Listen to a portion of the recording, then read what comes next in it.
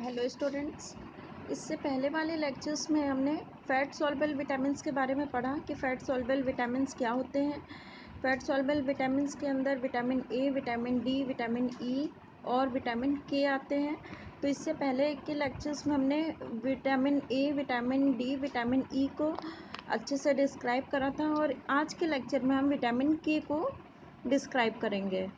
ठीक है, तो इस आज के लेक्चर्स में हम जिन टॉपिक्स को कवर करेंगे वो हैं इंट्रोडक्शन ऑफ विटामिन के, केमिस्ट्री ऑफ विटामिन के, सोर्सेस ऑफ विटामिन के, RDA of vitamin K, biochemical functions of vitamin के, डिफिशियंसी डिजीजेज ऑफ विटामिन के और कुछ प्रैक्टिस क्वेश्चंस को। So let's get started. पहले हम इंट्रोडक्शन देखेंगे कि विटामिन के का इंट्रोडक्शन क्या होता है। तो विटामिन के जो है, vitamins are the nutrients our body need in order to maintain functions such as immunity and metabolism. तो विटामिन्स पहली लाइन में हमें बताया गया है कि विटामिन्स क्या होते हैं। तो विटामिन्स क्या होते हैं? वो न्यूट्रिएंट्स होते हैं जिनकी ज़रूरत हमारी बॉडी को होती है इम्यूनिटी और मेटाबॉलिज्म को मेंटेन करने के लिए। इम्यूनिटी और मेटाबॉलिज्म को मेंटेन करने के लिए जिन न्यूट्रिएंट्स की ज़रूरत हमारी बॉडी को होती है उन्हें हम विटामिन्स कहते हैं। Next, fat soluble vitamins is the classification of vitamin that are stored in fat cells when excess in present. Fat soluble vitamins क्या होते हैं? फैट सॉल्युबल विटामिन्स वो विटामिन्स होते हैं जो कि फैट सेल में स्टोर्ड होते हैं जब उनकी एक्सेस अमाउंट हमारी बॉडी में प्रेजेंट होती है। नेक्स्ट, 1939 डैम एंड को वर्कर्स आइसोलेटेड विटामिन के फ्रॉम द प्लांट अल्फाल्फा। तो 1939 में एक प्लांट से डैम और उनके कुछ को वर्कर्स ने विटामिन के को आइसोलेट करा और उसके बाद Edward Doisy and associates isolate another factor in the same year from fish vitamin K 2। तो जो उसके बाद उसी सेम ईयर में मीन्स 1939 में ही दूसरे साइंटिस्ट एडवर्ड डोजी और उनके कुछ एसोसिएट्स ने फिश से क्या किया? विटामिन के टू की डिस्कवरी करी, को डिस्कवर किया या आइसोलेट करा। Next, dam and doji were awarded Nobel prize in the year 1943। और इन दोनों डिस्कवरीज़ के लिए मींस डैम एंड को वर्कर्स ने जो प्लांट से विटामिन के को आइसोलेट करा और एडवर्ड डोजी और एसोसिएट्स ने जो फिश से विटामिन के 2 को आइसोलेट करा, इसकी वजह से इन दोनों साइंटिस्ट को नोबेल प्राइज़ से 1943 ईयर में अवार्ड करा गया। नेक्स्ट, जो vitamin K is also known as phylloquinone. Vitamin K को और क्या कहते हैं? फाइलोक्विनोन। विटामिन के का साइंटिफिक नेम फाइलोक्विनोन होता है। Naturally produced by the bacteria in the intestine and partially stored in the liver of animal. जो है विटामिन के जो है नेचुरली इंटेस्टाइन में बैक्टीरिया के थ्रू प्रोड्यूस होता है और पार्शली ये स्टोर होता है लिवर में, एनिमल के लिवर में ये स्टोर्ड होता है partially. Plays an essential role in normal blood clotting. Vitamin K का मेन जो रोल होता है, ये इसेंशियल रोल जो होता है वो बेसिकली जो है ब्लड क्लॉटिंग में होता है। प्रमोटिंग बोन हेल्थ को प्रमोट करता है and helping to produce proteins for blood, bones and kidneys. और जो है ये क्या करता है? हेल्प करता है प्रोटीन को प्रोड्यूस करने में फॉर ब्लड, बोन्स और किडनीज के लिए। It is used in synthesizing gamma carboxy glutamate, a post translationally modified amino acid in prothrombin. Next है chemistry of vitamin K. Vitamin K की क्या क्या केमिस्ट्री है वो देखेंगे हम। तो विटामिन के जो है 3 पार्ट्स में आइसोलेट किया गया है। 3 इसके टाइप्स हैं। डिफरेंट कंपाउंड्स विद विटामिन के activity were isolated from different sources. पहला है K1, K2 और K3। Vitamin K1, vitamin K2, vitamin K3। Vitamin K1 को हम फाइलोक्यूनोन कहते हैं, विटामिन K1 को फाइलोक्यूनेन, जो कि इडिबल वेजिटेबल्स जो होते हैं, जो वेजिटेबल्स हम खाते हैं उनमें प्रेजेंट होता है। नेक्स्ट है विटामिन K2, जिसका साइंटिफिक नेम मीना क्यूनोन है, मीना क्यूनोन। ये फिश में प्रेजेंट होता है and produced by intestinal bacteria, और इसको इंटेस्टाइनल बैक्टीरिया के थ्रू प्रोड्यूस करते हैं। नेक्स्ट है विटामिन K3, इसका साइंटिफिक नेम होता है menadione, menadione.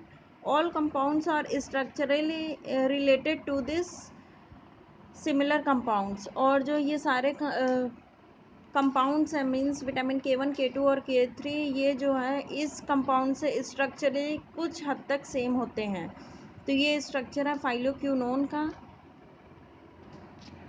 Next, sources of vitamin K. तो सोर्स जो है green leafy vegetables such as turnip, greens, spinach, cauliflower, cabbage and broccoli, and certain vegetable oils including soybean oil, cottonseed oil, canola oil and olive oil. Animal foods like beef liver contain limited amount of vitamin K.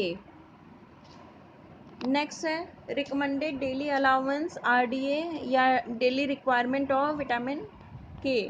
तो males and females age 14 to 18, वो mails और females जिनकी as 14 से 18 साल की है, उन्हें 75 mcg per day लेना होता है।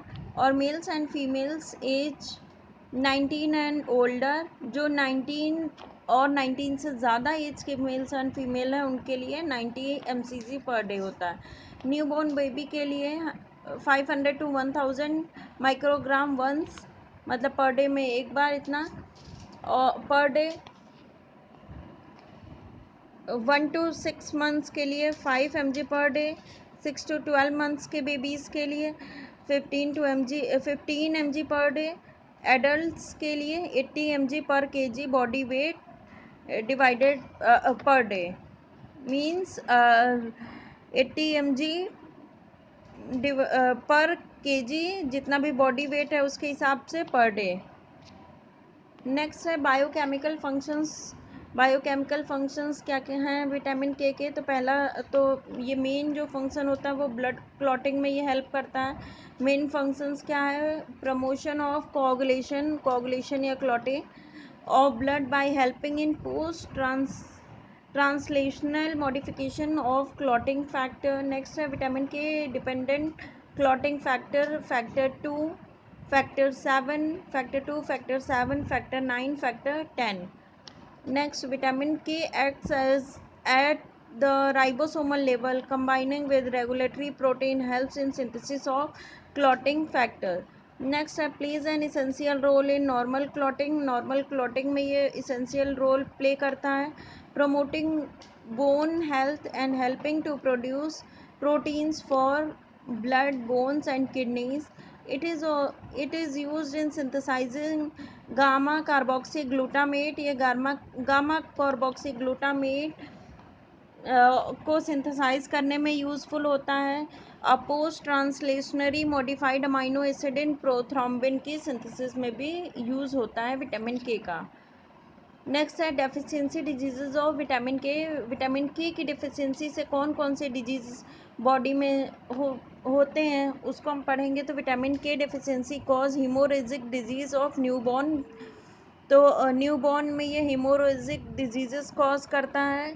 नेक्स्ट, विटामिन के डेफिशिएंसी में अपीयर इन इन्फेंट्स और in people who take anticoagulants such as Coumadin, warfarin और antibiotics drugs. Newborn babies lack of intestinal bacteria to produce vitamin K and needed a supplement for the first week. Next, those and anticoagulants drugs या blood thinners may become vitamin K deficient but should not change their vitamin K intake without consulting a physician. People take antibiotics may lack vitamin K temporarily because intestinal bacteria are sometimes killed as a result of long-term use of antibiotics. Next one is people with chronic diarrhea may have problem absorbing sufficient amount of vitamin K through the intestine. वो patients या वो person जिनको chronic diarrhoea जैसी problem है वो क्या करते हैं, विटामिन के को इंटेस्टाइन के थ्रू एब्जॉर्ब नहीं कर पाते हैं, सफिशिएंट अमाउंट में एब्जॉर्ब नहीं कर पाते हैं.